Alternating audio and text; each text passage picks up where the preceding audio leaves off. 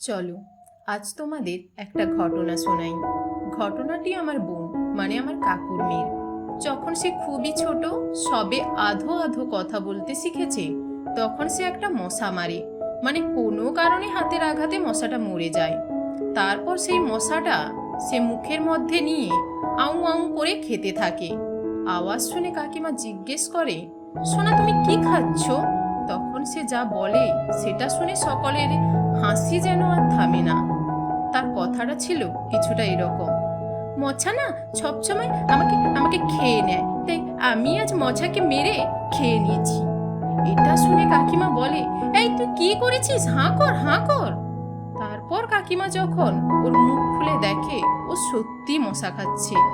ওর মুখের মধ্যে মশার পা, পালক এসব ছিল। চলো, তোমাদের সঙ্গে কথা বলতে বলতে আমার এই সাদা মাটা জ্যাকেটটায় একটু রঙের ছোঁয়া দিলাম। তোমরা জানিও তো কেমন হয়েছে।